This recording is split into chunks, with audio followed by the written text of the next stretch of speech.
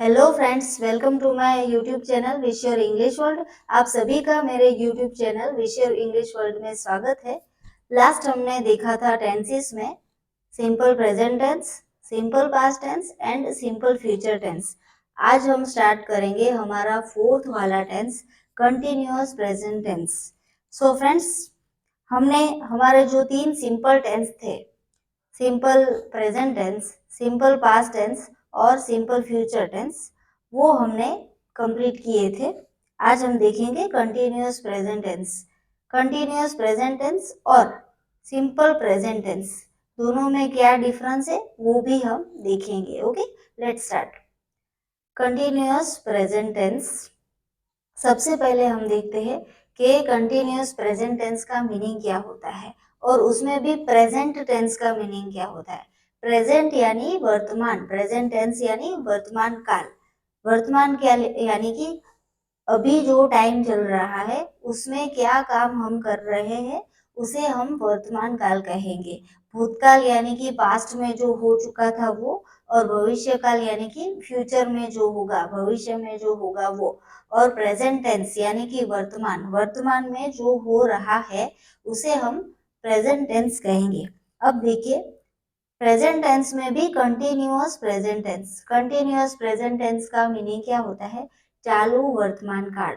चालू वर्तमान काल का मीनिंग क्या होता है कि अगर अभी 11:54 हुए हैं, ओके, 12 बजे है, तो 12 बजे हम कौन सा काम कर रहे हैं, हमारे हाथ में कौन सा काम चालू है, उसे हम कंटिन्यूअस प्रेजेंट टेंस में लिखेंगे। फॉर एग्जाम्पल, मैं आपको कहूँ कि मैं अभी आपको इंग्लिश ग्रामर सिखा रही हूँ, तो इसका मतलब ये है कि मेरा इंग्लिश ग्रामर सिखाने का काम अभी चालू है, वो खत्म नहीं हुआ है, वो अभी इसी टाइम पे 12 बजे चालू ही है, इसीलिए हम उसे कंटिन्यूअस प्रेजेंट टेंस यानी कि चालू वर्तमान काल में लिखेंगे। अब देखिए, इससे पहले हमने प्रेजेंट टेंस में कौन सा देखा था? Simple present tense.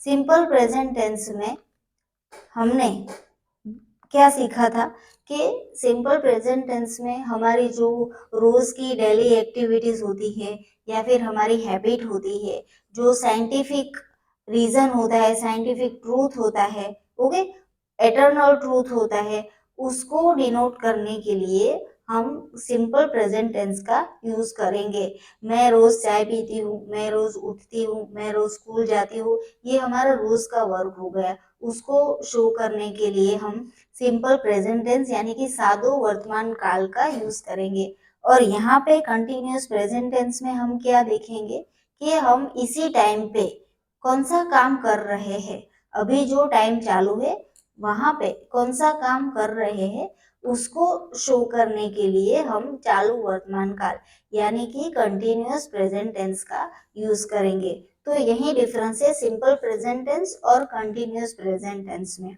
ओके, चलिए देखते हैं फॉर्मल डेफिनेशन। हमारी डेफिनेशन में क्या दिया गया है? Continuous present tense is used for events, situations which are going on और happening right now. Continuous present tense यानी कि साधु वर्तमान काल कहाँ पे यूज होता है? फॉर इवेंट्स एंड सिचुएशन, ऐसी काम, ऐसा काम जो विच आर गोइंग ऑन, जो अभी हो रहा है, और हैपनिंग, जो काम अभी हो रहा है राइट नाउ, अभी इसी वक्त इसी समय पे जो काम हो रहा है उसको दर्शाने के लिए हम चालू वर्तमान काल का यूज करेंगे। ओके, फिर क्या दिया गया है? It indicates that an action और कंडीशन इज हैपनिंग नाउ। वो दिखाता है कि काम जो है वो अभी चालू है, काम अभी हो रहा है, खत्म नहीं हुआ है। It also indicates for near future, near future के लिए भी हम यूज करेंगे। अब देखिए, नियर फ्यूचर वाला जो केस है वो हमने सिंपल टेंस में भी देखा था, और सिंपल फ्यूचर टेंस में और सिंपल प्रेजेंट टेंस दोनों में देखा था, और इसमें भी हम देखेंगे। नियर फ्यूचर को हम कौन से टेंस में लिख सकते हैं वो भी आप नोट डाउन कर लेना। एक तो सिंपल फ्यूचर टेंस, दूसरा सिंपल प्रेजेंट टेंस एंड तीसरा है कंटिन्यूअस प्रेजेंट टेंस। ओके, तीनों में राइट पड़ेगा आपका सेंटेंस। चलिए, जैसे कि हर बार हम टेंस में 3 चीजें सीखते हैं, use of tenses, keywords connected with tenses and structure of sentence. ये 3 चीजें हम हर टेंस में सीखते हैं। उसी तरह से यहाँ पे भी हमें 3 चीजें सीखनी है। यूज ऑफ टेंसेस यानी टेंस का यूज चालू वर्तमान काल यानी कि कंटिन्यूअस प्रेजेंट टेंस में कैसे होगा, उसमें किस टाइप के सेंटेंस आएंगे वो देखेंगे। उसके बाद कीवर्ड, ऐसे वर्ड सेंटेंस में दिए गए हैं कि जिसे हम आइडेंटिफाई कर पाए कि ये चालू वर्तमान काल है, ऐसे वर्ड्स। और लास्ट है स्ट्रक्चर ऑफ सेंटेंस। सेंटेंस का स्ट्रक्चर यानी कि कौन से वर्ड को मिला के सेंटेंस बनेगा, वर्ड्स की अरेंजमेंट करनी है। ओके, चलिए स्टार्ट करते हैं use of tenses. Use of tenses में सबसे पहला रूल है work going on at the time of speaking, यानी कि बोलने के टाइम पे काम हो रहा है। अब देखिए, work going on at the time of speaking का मतलब क्या होता है कि हम बोल रहे हैं। अगर मैं आपको कहूँ कि मैं अभी लिखने का काम कर रही हूँ, तो जो मैं बोल रही हूँ वही मैं कर रही हूँ। ओके, तो बोलने के टाइम पे जो हम काम कर रहे हैं उसको हम कंटिन्यूअस प्रेजेंट टेंस यानी कि चालू वर्तमान काल में लिखेंगे। For example, first, I am writing application now, मैं अभी अर्जी लिख रही हूँ। अब देखिए नाउ का मतलब क्या होता है, अभी। अभी यानी कि इसी टाइम पे। ये क्या डिनोट करता है, चालू वर्तमान काल, यानी कि इसी टाइम पे काम हमारा चालू है एप्लीकेशन लिखने का, इसीलिए हम इसे कंटिन्यूअस प्रेजेंट टेंस में लिखेंगे। I am writing application now, मैं अभी अर्जी लिख रही हूँ, यानी कि मेरा अर्जी लिखने का काम चालू है। अगर कोई आपसे पूछे कि आप क्या कर रहे हो, तो मैं आपको कहूंगी कि मैं एप्लीकेशन लिख रही हूँ, यानी कि मुझे किसी ने पूछा तो मैंने उसका आंसर दिया, बोल के आंसर दिया कि मैं अभी अर्जी लिखने का काम कर रही हूँ। इसका मतलब होता है कि बोलने के टाइम पे जो हम काम कर रहे हैं उसे हम कंटिन्यूअस प्रेजेंट टेंस में लिखेंगे। ओके, सेकंड एग्जांपल हमारा है, वो है they are watching movie now together, वो लोग अभी साथ में मूवी देख रहे हैं। नाउ हमारा कीवर्ड हो गया, अभी साथ में वो लोग मूवी देख रहे हैं। ओके, इसीलिए हम इसे चालू वर्तमान काल में लिख रहे हैं। मूवी देखने का काम अभी चालू है। मेरा आपको टीचिंग करवाने का काम भी अभी चालू है, इसीलिए उसको भी हम कंटिन्यूअस प्रेजेंट टेंस में लिख सकते हैं, I am teaching now. Okay, next हमारा रूल है इनकम्प्लीट वर्क्स और गोइंग और ऑनगोइंग वर्क्स। इनकम्प्लीट वर्क्स यानी कि जो काम हमने हाथ में लिया है वो अभी तक खत्म नहीं हुआ है, वो कंप्लीट नहीं हुआ है। और ऑनगोइंग वर्क्स यानी कि जो काम अभी चालू है इस टाइम पे, उसे हम कंटिन्यूअस प्रेजेंट टेंस में लिखेंगे। एग्जाम्पल से ज्यादा क्लियर होगा। फर्स्ट एग्जाम्पल है, I am preparing for MPhil exam nowadays. Nowadays यानी कि अभी के दिनों में, मैं अभी के दिनों में एमफिल की एग्जाम की प्रिपरेशन कर रही हूँ। देखिए, एमफिल का जो एमफिल यानी कि जिसको भी प्रोफेसर बनना है उनको एमफिल करना होता है। तो एमफिल करने का जो भी का पूरा जो कोर्स है, क्राइटेरिया, उसका कोर्स का मिनिमम 5 साल या 6 साल लगते हैं। तो वो मैं अभी इन दिनों में एमफिल का एग्जाम का प्रिपरेशन कर रही हूँ, यानी कि वर्क अभी इनकम्प्लीट है, मेरा काम अभी चालू भी है और खत्म भी नहीं हुआ है, इस टाइम पे चालू है, इसीलिए हम इसको कंटिन्यूअस प्रेजेंट टेंस में लिखेंगे। ओके, नेक्स्ट है, नेक्स्ट एग्जांपल, टीम ऑफ निर्माण engineer is building a new college.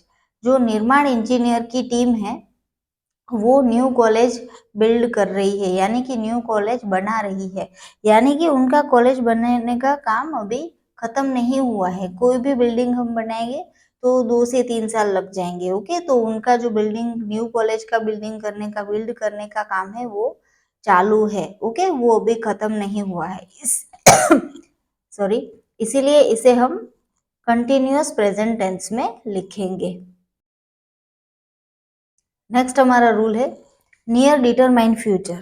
Okay, near का जो फ्यूचर है वो, my brother is coming next week, मेरा भाई है वो अगले हफ्ते आ रहा है। ओके, इसको हम कंटिन्यूअस प्रेजेंट टेंस में भी लिख सकते हैं, सिंपल प्रेजेंट टेंस में भी लिख सकते हैं और सिंपल फ्यूचर टेंस में भी लिख सकते हैं।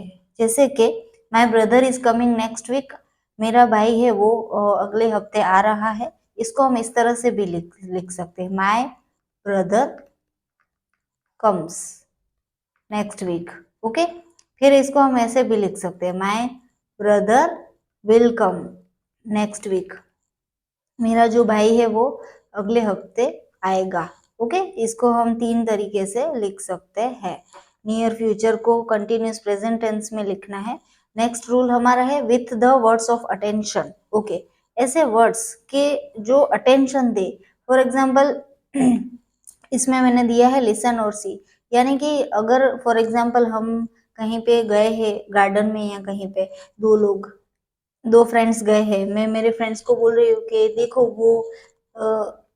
देखो वो मेरी दूसरी फ्रेंड जा रही है, देखो तो ये लड़की कैसे दिख रही है। ओके, तो ऐसा बोल के हम अटेंशन क्लियर करते हैं, उसको हम कंटिन्यूस प्रेजेंट टेंस में लिखेंगे। अगर हम कहीं पे जू में गए हैं तो कहेंगे कि देखो ये जिराफ कितना लंबा है। Okay,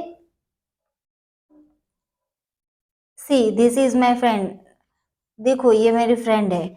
listen I will be late, सुनो मैं लेट होऊंगा, लेट होंगी। ओके, तो इसको अटेंशन देने वाले जो वर्ड्स होते हैं लिसन सी, उन सबको हम कंटिन्यूस प्रेजेंट टेंस में लिखेंगे। फॉर एग्जाम्पल, फर्स्ट एग्जाम्पल हमारा है listen I am going to meeting, सुनो मैं मीटिंग में जा रही हूँ, या फिर सुनो मैं मीटिंग में जा रहा हूँ। तो लिसन जो वर्ड है वो अटेंशन दिखाता है। Okay, second example, see my sister is running, देखो मेरी बहन भाग रही है। तो सी यहाँ पे अटेंशन देता है, इसीलिए इन सब वर्ड्स जो जहाँ पे भी ये सब वर्ड्स आते हैं उनको हम कंटिन्यूस प्रेजेंट टेंस में लिख सकते हैं, यानी कि अटेंशन दिखाने के लिए हम सेंटेंस को कंटिन्यूस प्रेजेंट टेंस में लिखेंगे, चालू वर्तमान काल। ओके, नेक्स्ट हमारा है rule nowadays, still, this days. Meaning क्या होता है? नाउअडेज यानी कि अभी के दिनों में, स्टिल यानी कि अभी तक, दिस डेज यानी कि इन दिनों में। ओके, ये सारे वैसे हम बोले तो इनको कीवर्ड भी बोल सकते हैं। अब देखिए for example, he is writing a script on Ramayana this days, वो इन दिनों में रामायण पे स्क्रिप्ट लिख रहा है। ओके, तो वो इन दिनों में क्या कर रहा है? रामायण पे स्क्रिप्ट लिख रहा है, यानी कि उनका स्क्रिप्ट लिखने का काम कंप्लीट नहीं हुआ है, चालू है। ओके, इनकम्प्लीट है।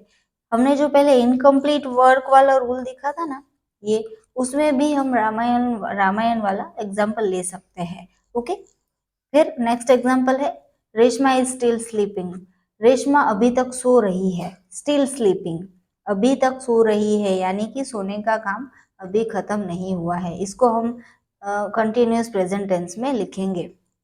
Next rule with the word always, bracket में लिखा है detest, one type of negative sentence. अब इसका मीनिंग क्या होता है?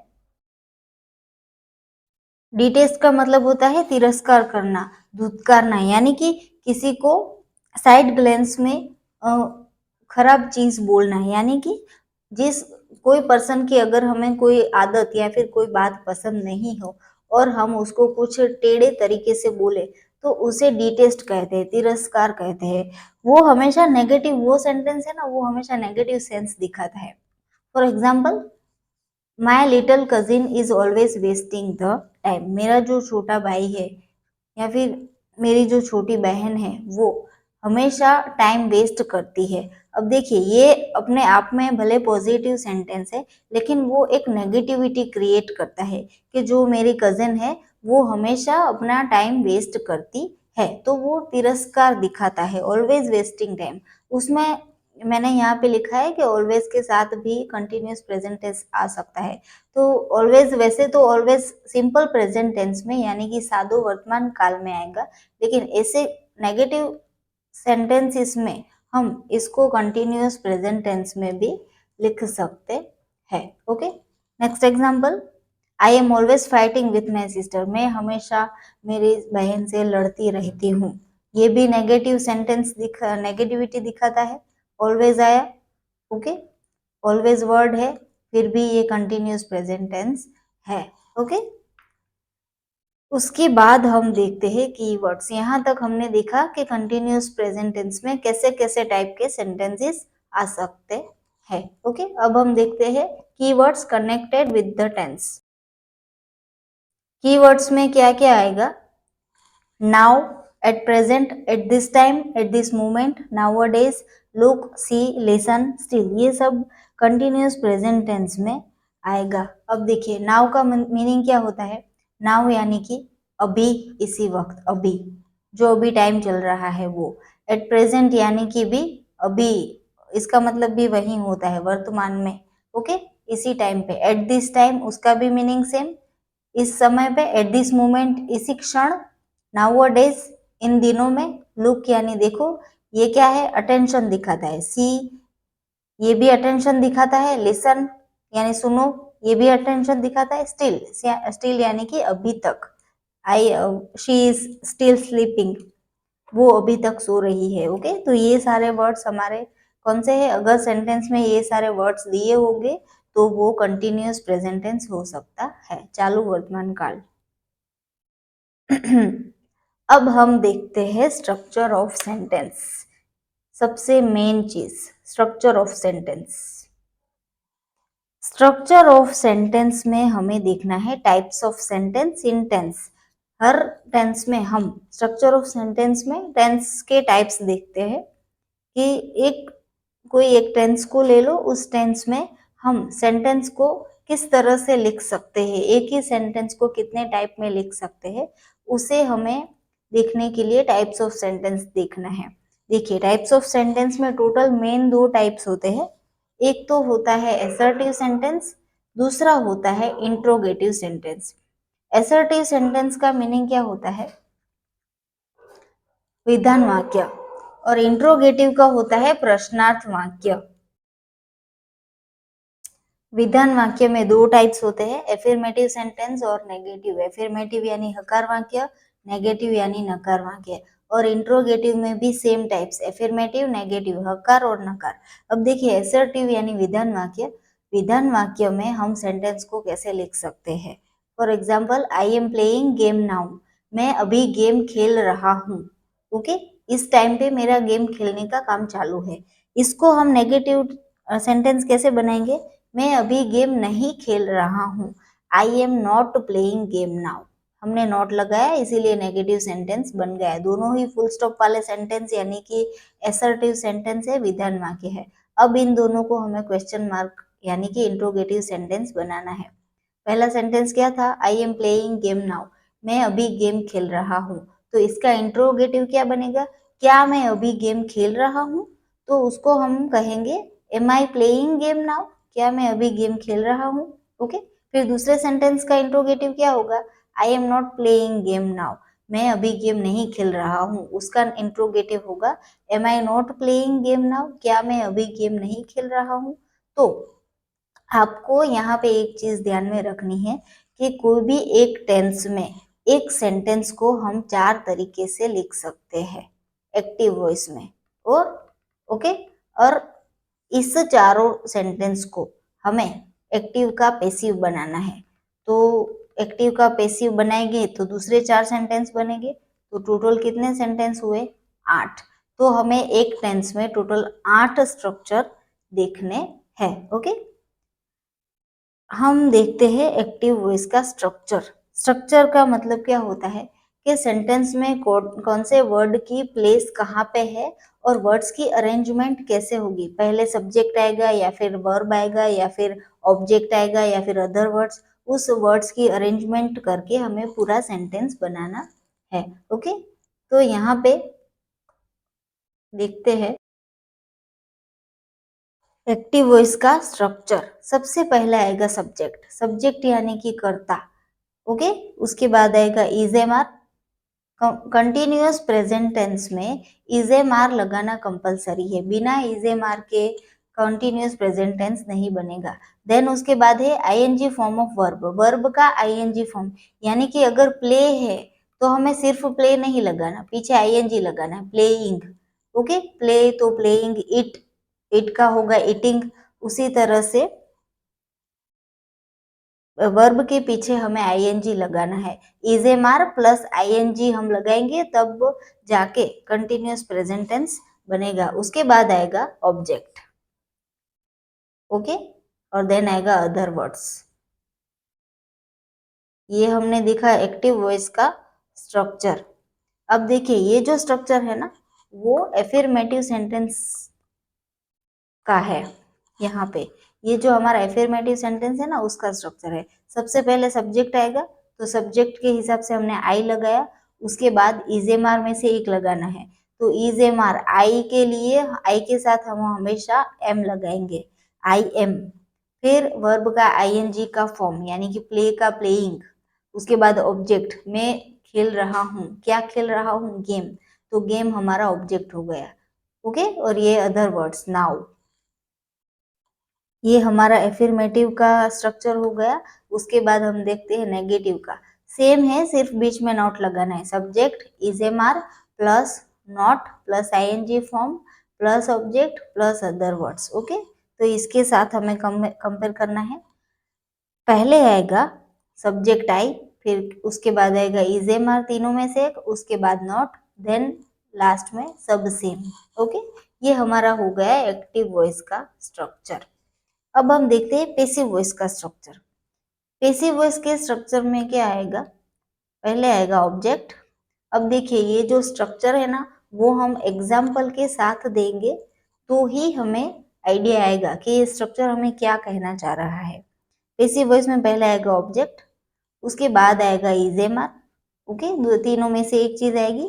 ऑब्जेक्ट के हिसाब से इजेमार तीनों में से एक लगाना है। अगर ऑब्जेक्ट एक वचन है तो इज या फिर एम, और अगर बहुवचन है यानी कि प्लूरल है तो हम आर लगाएंगे। ओके, फिर उसके बाद आएगा बीइंग। पैसिव वॉइस में बीइंग लगाना कंपलसरी है। ओके, सिंपल प्रेजेंट टेंस जब हमने देखा था वहां पे हमें पैसिव वॉइस में इजेमार लगाना कंपलसरी था। सिंपल फ्यूचर टेंस के जो पैसिव वॉइस थे उसमें विल के साथ बी लगाना कंपलसरी था, और सिंपल पास्ट टेंस में क्या था, वॉज या फिर वर लगाना कंपलसरी था। उसी तरह से कंटिन्यूअस प्रेजेंट टेंस के पैसिव वॉइस में बीइंग लगाना कंपलसरी है, उसके बिना पैसिव वॉइस नहीं बनेगा। ओके, और रूल के हिसाब से सभी पैसिव वॉइस में, सभी टेंस के पैसिव वॉइस में वर्ब का पास्ट पार्टिसिपल आएगा बीइंग के बाद, देन बाय और देन सब्जेक्ट और अदर वर्ड्स। ओके, उसी तरह से नेगेटिव सेंटेंस में हमें सिर्फ नॉट लगाना है। ओके, यहाँ पे नॉट लगाना रह गया है, नॉट बीइंग। ओके, ये हमारा हो गया एक्टिव और पैसिव का स्ट्रक्चर। चलिए अब हम देखते हैं इसका एग्जाम्पल हम देख लेते हैं। एग्जाम्पल में देखिए ये जो एक्टिव वॉइस का जो एक्टिव और पैसिव का जो स्ट्रक्चर है मैंने दूसरी स्लाइड में भी लिया है, ताकि हम ये जो एक्टिव पैसिव का मैंने एग्जाम्पल लिया है उसके साथ हम कंपेयर कर पाए। ओके, तो देखिए एक्टिव वॉइस में क्या है, सबसे पहले एक्टिव वॉइस में आएगा subject, she is eating a banana, वो बनाना खा रही है। ओके, तो यहाँ पे सब्जेक्ट के हिसाब से पहले हमने शी ले लिया, शी वो हमारा सब्जेक्ट है। उसके बाद इज एम आर तीनों में से एक लेना है, तो शी के साथ हमेशा हमेशा इज आएगा, इसीलिए इज। फिर आएगा आईएनजी फॉर्म ऑफ वर्ब, इसीलिए हमने ईटिंग लिया है, शी इज ईटिंग। देन आएगा ऑब्जेक्ट बनाना, तो यहाँ पे ऑब्जेक्ट आ गया। तो स्ट्रक्चर के हिसाब से हमने एक्टिव वॉइस का सेंटेंस बना दिया, subject plus is am are plus verb का ING form plus object. Okay, अब इसी सेंटेंस का हम पैसिव वॉइस करते हैं। यहाँ पे पैसिव वॉइस में सबसे पहले आएगा ऑब्जेक्ट। ऑब्जेक्ट क्या था हमारा, बनाना, मेरे द्वारा केला खाया जा रहा है, तो मेरे द्वारा केला बनाना है वो ऑब्जेक्ट है, इसीलिए बनाना को हम पहले लिखेंगे। उसके बाद आएगा इजेमार, बनाना सिंगुलर है इसीलिए हम रूल के हिसाब से सिंगुलर के साथ इज लगाएंगे। देन आएगा बीइंग, बीइंग यानी बीइंग पैसिव वॉइस में बीइंग लगाना कंपलसरी है, ओके बीइंग, और उसके बाद आएगा past participle of verb. Eat का पास्ट पार्टिसिपल क्या होगा, इटन, ईएटी ईट, उसका पास्ट टेंस एटीई एट, और past participle E A T E N eaten, okay. Eaten is being eaten, उसके बाद by and then subject by her, उसके द्वारा केला खाया जा रहा है, okay. Okay, now we are looking towards the table of singular and plural. इसके बाद स्ट्रक्चर ऑफ सेंटेंस को देखने के बाद हम सिंगुलर एंड प्लूरल की तरफ आगे बढ़ते हैं। देखिए सिंगुलर एंड प्लूरल का मैंने जो आपको यहाँ पे टेबल दिखाया है उसमें हम सब्जेक्ट वाइज देखेंगे कि सब्जेक्ट कौन से सब्जेक्ट के साथ कौन सा वर्ब आएगा, ओके। जैसे कि हमने सिंपल प्रेजेंट टेंस में देखा था कि थर्ड पर्सन सिंगुलर में वर्ब का एस या ईएस वाला फॉर्म आएगा, उसी तरह से यहाँ पे कंटिन्यूअस प्रेजेंट टेंस में यानी कि चालू वर्तमान काल में कौन से सब्जेक्ट के साथ क्या आएगा, ओके। फर्स्ट हम देखते हैं, हमारा फर्स्ट सब्जेक्ट है I am reading history of English, मैं इंग्लिश की हिस्ट्री पढ़ रही हूँ, ओके। यहाँ पे हमने कौन सा सब्जेक्ट लिया है, आई यानी कि मैं खुद के ही बारे में बात कर रही हूँ तो उसे हम क्या कहेंगे, first person singular, first person singular कहेंगे। सिंगुलर यानी कि एक वचन और प्लूरल यानी कि बहुवचन। अगर मैं मेरे ही बारे में बात कर रही हूँ तो उसे हम फर्स्ट पर्सन सिंगुलर कहेंगे, ओके। यानी कि I am reading history of English, मैं इंग्लिश की हिस्ट्री पढ़ रही हूँ। उसके बाद आई का प्लूरल क्या होगा, अगर मैं हमारे बारे में बात कर रही हूँ और हम लोग एक से ज्यादा है, ओके, तो उसे हम कहेंगे we are reading history of English, हम लोग इंग्लिश की हिस्ट्री पढ़ रहे हैं। यानी कि मैं हमारे बारे में बात कर रही हूँ, हम लोग एक से ज्यादा लोग हैं, ओके। तो इसे हम क्या कहेंगे, फर्स्ट पर्सन प्लूरल, ओके, इसे हम फर्स्ट पर्सन प्लूरल कहेंगे। अब देखिए यहाँ पे हमने ये देखा कि आई को हम फर्स्ट पर्सन सिंगुलर कहेंगे और वी को फर्स्ट पर्सन प्लूरल। आगे देखिए फर्स्ट पर्सन सिंगुलर के साथ स्ट्रक्चर के हिसाब से हमने आई के साथ एम लगा दिया। कंटिन्यूअस प्रेजेंट टेंस में हम हमेशा आई के साथ एम लगाएंगे। देन वर्ब का कौन सा फॉर्म आएगा, आईएनजी वाला फॉर्म, यानी कि प्रेजेंट पार्टिसिपल, इसे हम प्रेजेंट पार्टिसिपल कहेंगे। देखिए रीडिंग का मेन फॉर्म क्या होता है, READ, रीड, या ये मेन फॉर्म है, उसका पास्ट टेंस क्या होगा, READ, रेड, देन उसका पास्ट पार्टिसिपल होगा READ, रेड। उसके बाद प्रेजेंट पार्टिसिपल क्या होगा, रीड का, प्रेजेंट पार्टिसिपल यानी कि चालू वर्तमान काल में हम जो आईएनजी वाला फॉर्म लगाते हैं वो present participle, READING, reading, okay. यानी कि रीड है हमारा मेन फॉर्म है, उसका पास्ट टेंस यानी कि PT वो रेड होगा, उसको हम प्रोनाउंसिएशन रेड करेंगे लेकिन स्पेलिंग सेम आएगी, READ। फिर उसका पास्ट पार्टिसिपल भी रेड होगा, पास्ट पार्टिसिपल यानी कि PP, ओके। ये हमारा फर्स्ट फॉर्म, ये सेकंड फॉर्म, ये थर्ड फॉर्म। अब ये हमारा फोर्थ वाला फॉर्म है, वो क्या है, प्रेजेंट पार्टिसिपल यानी कि PP। ये प्रेजेंट पार्टिसिपल है, ये फोर्थ वाला फॉर्म है, यानी कि एक वर्ब के 4 फॉर्म हो सकते हैं, ओके। तो यहाँ पे हमें क्या लेना है, फोर्थ वाला रीडिंग, क्योंकि ये चालू वर्तमान काल है। कंटिन्यूअस प्रेजेंट टेंस में हम आईएनजी वाला फॉर्म लेंगे, ओके। इसीलिए हमने यहाँ पे रीडिंग ले लिया। आई एम रीडिंग, क्या पढ़ना है, हिस्ट्री ऑफ इंग्लिश, इंग्लिश की हिस्ट्री, ये हमारा ऑब्जेक्ट हो गया। स्ट्रक्चर के हिसाब से अगर आपको कंपेयर करना है तो कर सकते हैं। आई सब्जेक्ट है, उसके बाद एम हमारा हेल्पिंग वर्ब हो गया, हेल्पिंग वर्ब, देन रीडिंग हो गया हमारा आईएनजी वाला फॉर्म, यानी कि वर्ब का present participle, then object, then other words हो तो ठीक है, नहीं हो तो भी चलेगा। अब यहाँ पे वी के साथ हमने क्या करना है, वी के साथ हमें हमेशा आर लगाना है, क्योंकि प्लूरल है, प्लूरल के साथ आर लगेगा। We are reading history of English, बाकी का पूरा सेम आएगा। हमने यहाँ पे वर्ब की कौन सी फॉर्म लगाई, फोर्थ फॉर्म, यानी कि आईएनजी वाला फॉर्म। अब देखिए ये टेबल मैंने आपको किस लिए दिखाया है कि हम कौन से सब्जेक्ट में कौन सा वर्ब ले सकते हैं, उसके लिए मैंने आपको ये टेबल दिखाया है। तो आई के साथ हमने आईएनजी वाला फॉर्म ले लिया, देन वी के साथ हमने आईएनजी वाला फॉर्म ले लिया, देन अब लेते हैं यू यानी कि तुम।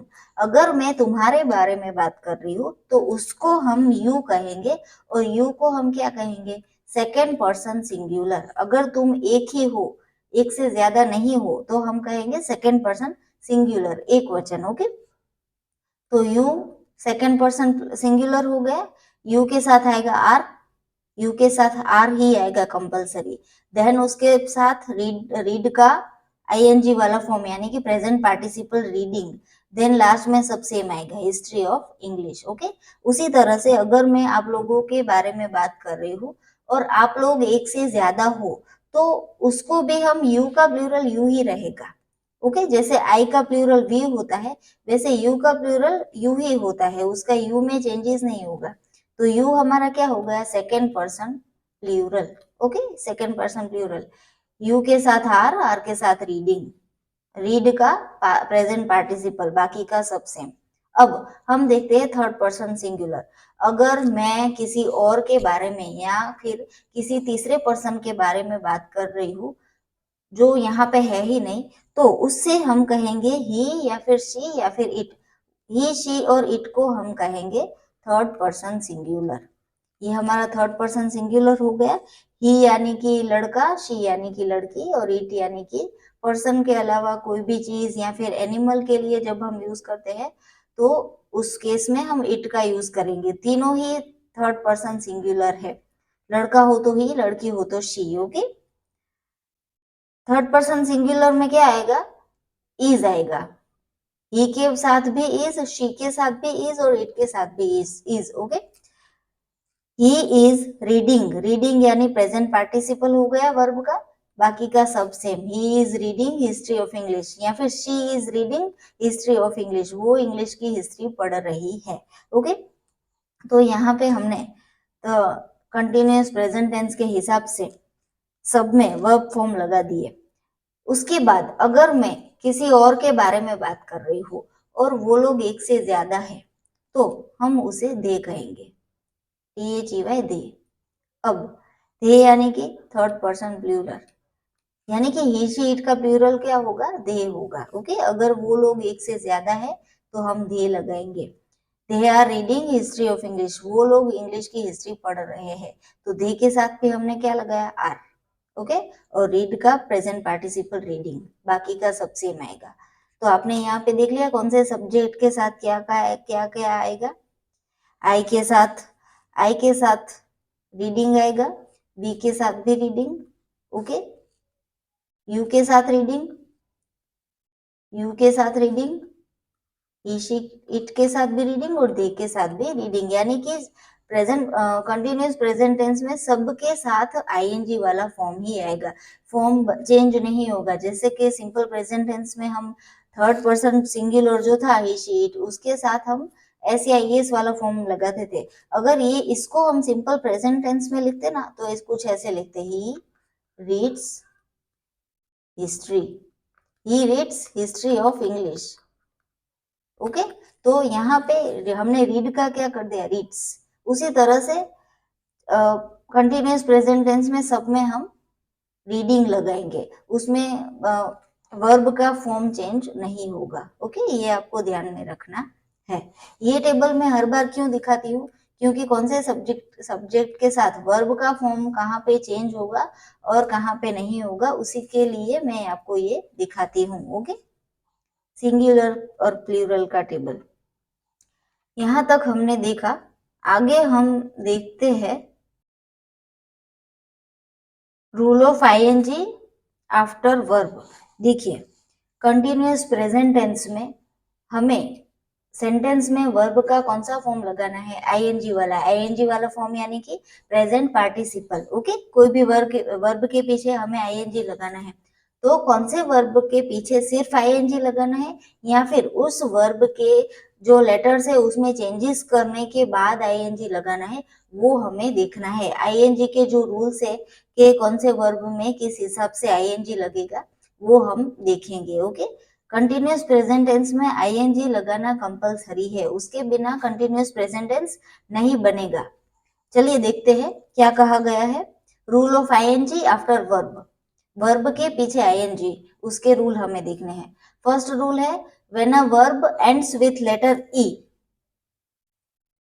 we replace it with ing, that is to say we drop the e and add ing। अब इसमें क्या कहा गया है, when a verb ends with letter e, जब जो वर्ड है हमारा, जो भी हमारा वर्ब दिया गया है उसका लास्ट लेटर अगर ई हो, ओके, तो वहां पे हमें